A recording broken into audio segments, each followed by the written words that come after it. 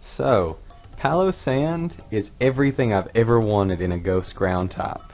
When Gen 5 came around and introduced us to the first Ghost ground type, which was Golett and Golurk, I really, really, really liked their design. You know, the typing was great because they have 3 really good immunities, but he was so prone to being burned, and his main just hindrance was Scald. Scald was the worst nightmare, and it was one of the most common moves in the game, so Golurk had a lot of trouble in the Generation 6 meta, from what I understand.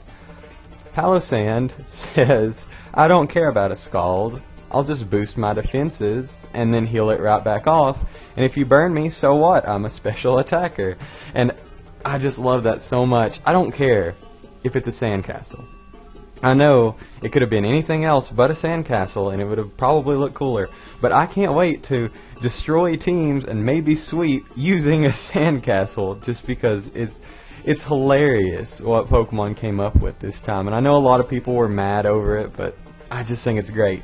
But we're going to get into this. His stats are good. He's slow, as you'd expect from this generation. He has pretty high HP. He actually has fairly high attack, even though he really doesn't need it. He doesn't get hardly any physical coverage, so it's really never necessary to run physical attack. His defense is great, and he has an ability that helps it out further that we'll get to. His special attack at 100 is perfectly average, and it's strong enough to actually do some damage without being boosted. And his special defense, while only 75, that's still pretty good because he does have ways to increase it.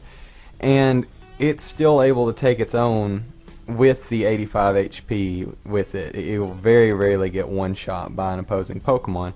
And another reason I love this thing is it's a great answer to some of the biggest threats in the meta right now. Like Salazzle, if you throw an Assault Vest or make Palossand specially defensive, then Salazzle is suddenly not going to be doing very much damage to him at all. And also Golisopod and Araquanid don't like dealing with this thing either, because it resists their Bug-type stab, and if they were to try to hit it with a Water-type stab, it would just double this Pokemon's defense if it didn't knock it out, which means that you could just heal up with it on the same turn and not have to worry about it anymore, because if they hit you again, you just gain even more defense and they're doing even less damage. So really, he's going to be a great response to a lot of the Gen 7 offensive monsters that are running around right now. If we look at his abilities, his non-hidden ability is a unique ability to his evolution line, or her. I don't know why I'm deciding to call the Sandcastle male, but I don't know. But Water Compaction, what it does is it sharply raises your defense every time you're hit by a Water-type move, and that could be physical or special. But I think mainly we're worried about taking physical hits. But Water Compaction means you take half damage every time you get hit by a Water-type move, as long as it's a physical move. And if you were to get hit by a special Water-type move, as long as you knock out your opponent that hits you with that move, you still have that +2 defense for other threats that they may have. His hidden ability is Sand Veil, which increases your evasion in sandstorms. I could really only see this being better if you run a 100% sand team, in which he actually works pretty well on, and we'll get to that in a moment. His weaknesses are Water, Grass, Ice, Ghost, and Dark, so his typing doesn't help each other out at all. He gets the weaknesses from both types, and neither cancel each other out. And then his resistances, he has 3 resistances, and he has the big 3 immunities that I mentioned earlier that I think are absolutely great. He is going to be walling Pokemon like Vikavolt that would normally do some damage with that super high special attack. He resists both Vikavolt stabs. He's actually immune to the electric stab, and Vikavolt really doesn't have much of an answer for this Pokemon except maybe an Energy Ball. But even then, if you were running an Assault Vest variant, which we'll get to, it probably wouldn't one-shot, and he can do a lot of damage back. So the first set I have for you all is one that I thought would be very, very annoying to deal with if you didn't have the appropriate answer. And this one would be carrying leftovers. It would be calm nature, max HP, max special defense, as bulky in the special side as you can get. And what you're hoping to do is you're hoping that all of your opponent's physical Pokemon will be carrying water moves, or you will get hit by a water move at some point. So the idea is to bring this thing in on something that it can wall, like I mentioned earlier. And if you think they're going to switch out, set up a stockpile and boost both of your defenses by 1, which is absolutely insane. Or if you think they're going to hit you with a water type move and they're a physical attacker, go for the shore up. Even though you're at full health or almost full health, depending on if there's hazards up, they're going to hit you, do a lot of damage, and you're going to get that boosted defense, and then you can heal it right back up, and suddenly you have boosted defense and you're back to full or almost full health, depending on how hard you got hit. Other than this, it's really what do you need to do damage, because you have all the tools to get super bulky and to heal yourself. Now you just need to do damage back. So there are really 2 ways to do this. You can set up Toxics, and you can trap your opponents in with either Sand Tomb or Infestation so that they can't switch and they're forced to attack you. Or you can do damage with his 2 very powerful and 2 of my favorite moves, Earth Power and Shadow Ball, which are his 2 strongest stab moves. Stab being same type attack bonus, which means he gets a boost of attack because they're the same type as him. Other moves he gets that I really like are Giga Drain or Energy Ball. Obviously, Giga Drain heals you, but Energy Ball is slightly stronger, so usually Giga Drain is the way to go. He gets Sandstorm, so if you wanted to run a sand team, this guy is definitely one of the top picks for a sand team. Plus, Shore Up, his ability actually heals more to him if the sand is up. So that could mean he's healing even more damage per turn. It's a lot like Synthesis, I believe. It just works for sand instead of sun.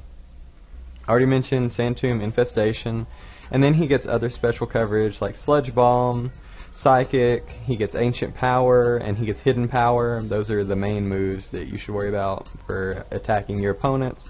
He gets Destiny Bond, which on the slower Pokemon usually isn't very useful. Perhaps if you ran him on a Trick Room team, then he could get a Destiny Bond off and do something with it, but if you're the last Pokemon to move and you use Destiny Bond, then unless your opponent has no other option, like maybe if they're trapped in with a all-out attacker, they're probably going to switch out or avoid attacking you and instead try to Toxic you or take you down so that they don't lose a Pokemon of their own.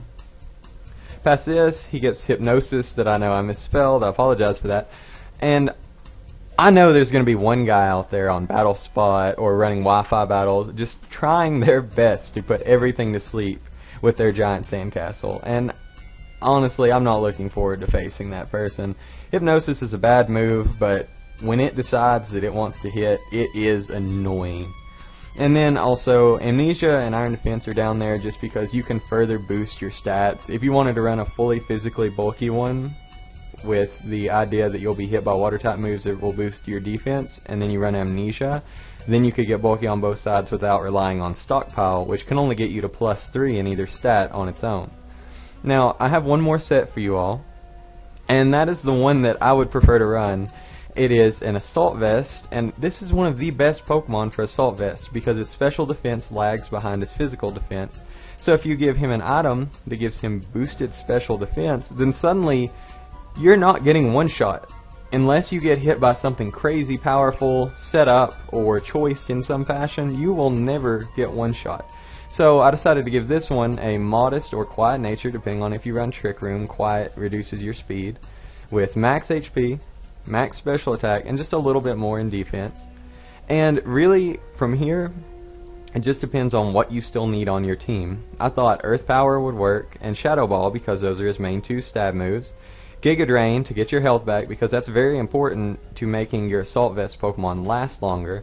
And if you look at those 3 moves, you'll actually notice that he is almost completely walled by normal flying types, which are fairly common because you have Fearow, Pidgeot, Mega Pidgeot, Dodrio, etc., etc. There are tons of normal flying types, and I think he needs the ability to answer to these, and I think the best 2 moves for this are either Ancient Power or Hidden Power, perhaps Ice. And really, it depends on what coverage you still need on your team. If you don't have ice on your team at all, then, well, first of all, you might want to rethink that, because ice is a very important offensive type. But you may prefer Ancient Power just because maybe you don't have the ability to change hidden power typings because you don't have Power Save or a Jenner or any kind of Jenning capabilities. And in that case, I think it would be better to run Sludge Bomb to help out with your team against fighting fairy types. Perhaps if you have something like Komodo or some dragon on your team, then that Sludge Bomb would be useful for helping weaken fairy types so that your stronger, faster Pokemon could come in and knock them out. But overall, I don't care what anybody says. I love this Pokemon. I love its design. Its ability is great. And its moves, even though it doesn't have the widest move pool in the world, it's just wide enough to still bring some surprise factor to the table. He's still going to be very fun to use. And even though he won't go on my first team, I will definitely be using this guy as a surprise factor in Battle Spot and in all kinds of battles. I love this kind of Pokemon.